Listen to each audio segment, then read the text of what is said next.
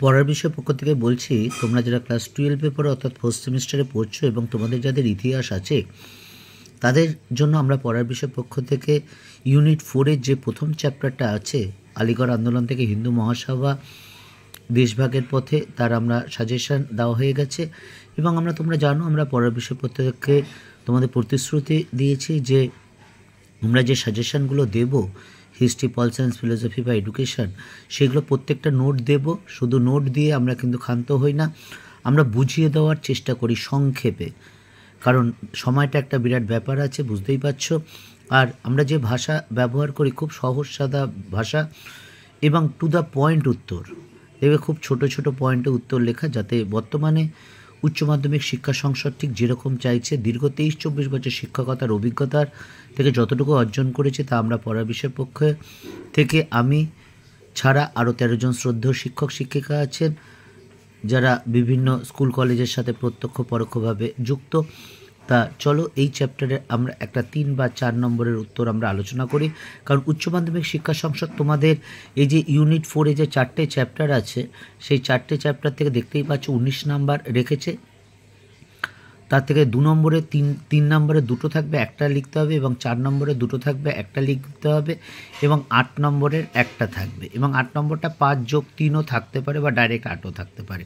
তা যাই হোক, চলো আমরা 3 বা 4-এর একটা প্রশ্ন নিয়ে, গুরুত্বপূর্ণ প্রশ্ন নিয়ে আলোচনা করি। কোশ্চেনটা দেখো, চৌধুরী রহমত আলীর যে পাকিস্তান প্রস্তাব, পাকিস্তান পরিকল্পনা ও তার রাজনৈতিক তাৎপর্য আলোচনা করো। আমরা দেখেছি যে সৈয়দ আহমদ খান প্রথমে কংগ্রেসি রাজনীতির সাথে প্রত্যক্ষভাবে জড়িত থাকলেও পরবর্তীকালে তার চিন্তাভাবনার আমূল পরিবর্তন ঘটে, অর্থাৎ 360 ডিগ্রি তিনি ঘুরে যান তার চিন্তাভাবনা, এবং তিনি ভাবতে থাকেন যে বা প্রচার করতে থাকেন যে হিন্দু মুসলমান হলো দুটি পৃথক ধর্ম না, পৃথক জাতি নয়, তাদের সব কিছুই আলাদা, কাজেই তাদের একটা আলাদা দেশ হওয়া উচিত মুসলমানদের। যার ফলে দ্বিজাতি তত্ত্বের প্রচলন শুরু হয়, যা মোহাম্মদ আলী জিন্নার ছত্রছায়ায় সেটা আরে ফুলে ফেঁপে ওঠে, এবং দীর্ঘদিন হিন্দু মুসলমান একসাথে লড়াই করলেও, কাঁধে কাঁধ মিলে লড়াই করলেও, বিভিন্ন ব্রিটিশ বিরোধী আন্দোলন করলেও ব্রিটিশ সরকারের ডিভাইড অ্যান্ড রুল পলিসি, তাদের কূটনৈতিক বুদ্ধি এই বিভাজনকে কিন্তু আরও বাড়িয়ে দিয়েছিল, কারণ তারা বুঝতে পেরেছিল যদি হিন্দু মুসলমানকে বিভাগ করে রাখা যায় তাহলে তাদের শাসন কার্য করতে সুবিধা হবে। তারা কিন্তু এই পলিসিটা, এই রাজনৈতিক পলিসিটা খুব সুন্দরভাবে ব্যবহার করেছিল এবং আমরা ব্যবহৃত হয়েছিলাম। সত্যি কথা বলতে আমরা ভারতবর্ষে হিন্দু মুসলমান আমরা ব্যবহৃত হয়েছিলাম ব্রিটিশদের দ্বারা। অবশেষে এরকম অবস্থা যখন চলছে, ভারতবর্ষ প্রায় স্বাধীনতার দিকে এগিয়ে আসছে, তখন 1933 সালে কেমব্রিজ বিশ্ববিদ্যালয়ে একজন মুসলিম ছাত্র মোহাম্মদ ইকবাল নাও আর নেভার পত্রিকায় প্রথম পাকিস্তান কথাটাই ব্যবহার করেন চৌধুরী রহমত আলী। কিন্তু যখন এই শব্দটি ব্যবহার করা হয় পাকিস্তান শব্দটি, তখন কিন্তু তৎকালীন মুসলিম লীগ বা মুসলিম নেতারা এটাকে কিন্তু বিশেষ পাত্তা দেয়নি।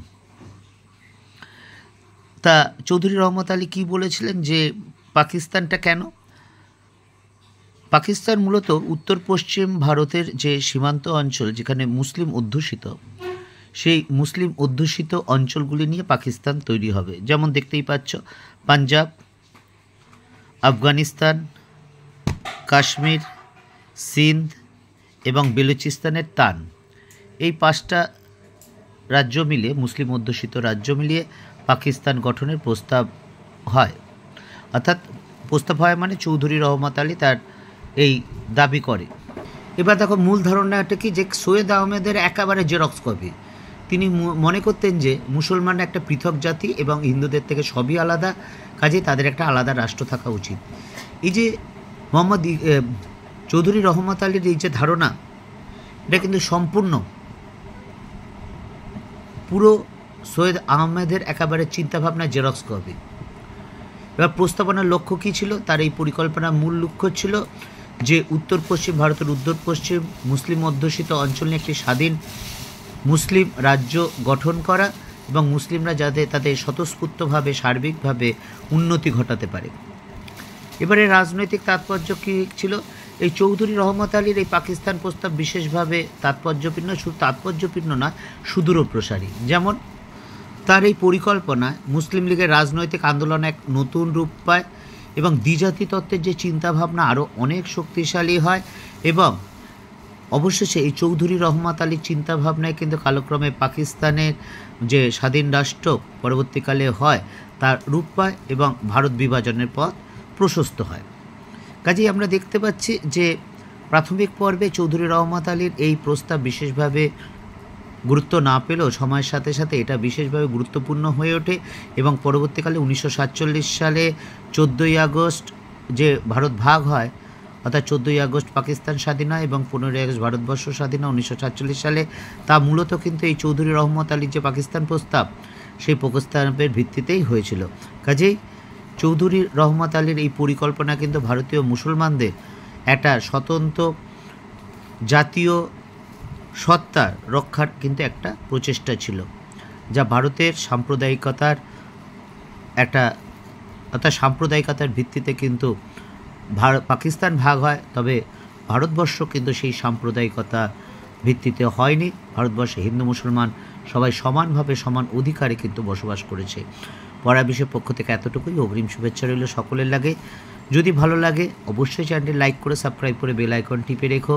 আর তোমাদের ভালোবাসা আমাদের দরকার। কোনো কিছু ভুলভ্রান্তি হলে অবশ্যই বলো, কারণ যাতে আমরা সেটা সংশোধন করতে পারি। এছাড়া তোমাদের হিস্ট্রি, পলিটিক্স, ফিলোসফি, এডুকেশন এই সংক্রান্ত যদি কিছু নোট বা কিছু দরকার হয় অবশ্যই আমাদের বলো, আমরা তোমাদের দিয়ে সেটা দেওয়ার চেষ্টা করব।